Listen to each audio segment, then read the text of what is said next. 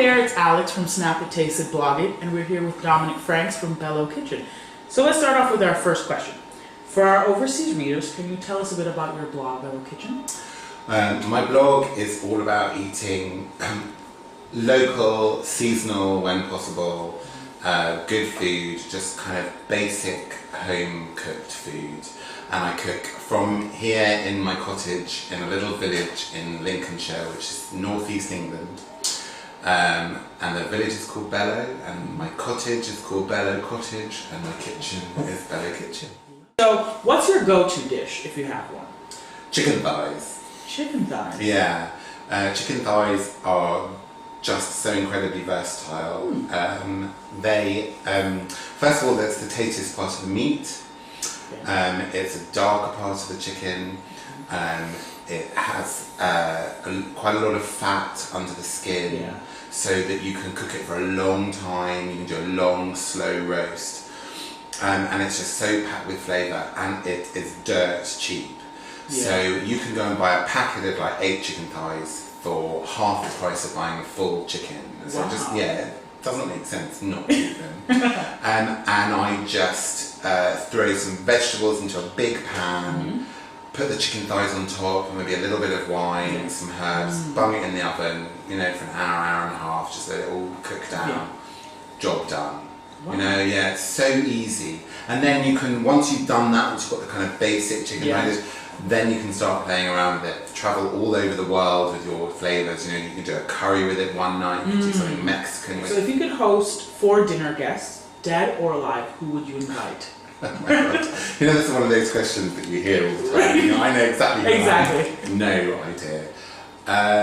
Okay.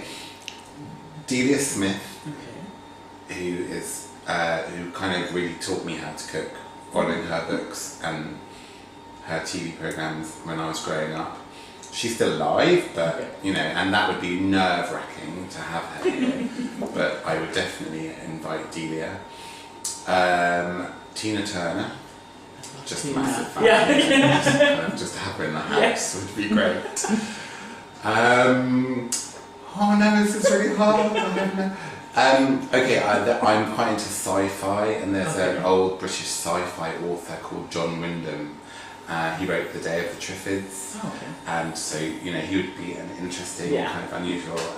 And I have no idea who the 4th person would be. Maybe me. Yeah. What would you serve? Chicken thighs. No, it has to be something easy, something that I know works. Yeah. So and it's also something that goes into the middle of the table. Yeah. And that everyone reaches in, and it's kind of a conversation starter. Right. So that's really important. Tina Turner. That's a good one. Yeah. Tell us a bit about your relationship with the Lincolnshire Cooperative. They're an amazing proposition. The cooperative idea is really great. That they bring together. It's a community store, and they bring together local and non-local ingredients and non-local producers. But particularly from my aspect, my angle, is the fact that they're very much local champions, and in all of their stalls, all the Lincolnshire Cooperative stores, they have a lot of local produce, which I think is fantastic. There are a lot of big companies out there, big supermarkets out there that say they do a lot of local stuff, and they do, but they don't really champion it, whereas the Lincolnshire Cooperative really do.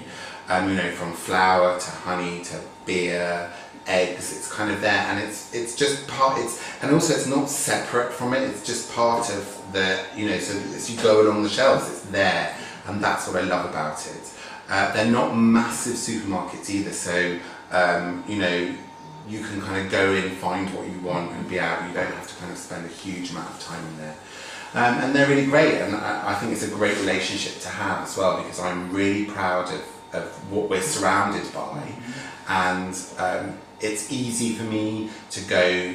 I'm happy to go up to producers and talk to them and kind of get stuff, but for the average man on the street it's not so easy, so that's where the Lincolnshire Cooperative comes. My last question is, what's next for you? What's coming up? I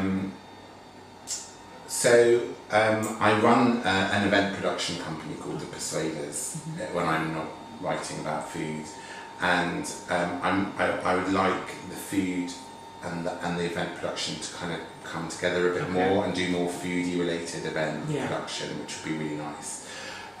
We're doing quite a lot of work on the drinks side of it, so it's kind of beginning to do that. We're doing a lot of drink promotions and events to launch new drinks. So that's good. But then on the food blogging side, I want to get more into the cooking demos. So I'm doing a Christmas show up in Lincoln, and then I'm doing the big market racing on the 5th of October. So, you know, keeping busy. Yeah. Thank you very much. That was lovely. Thank you so much.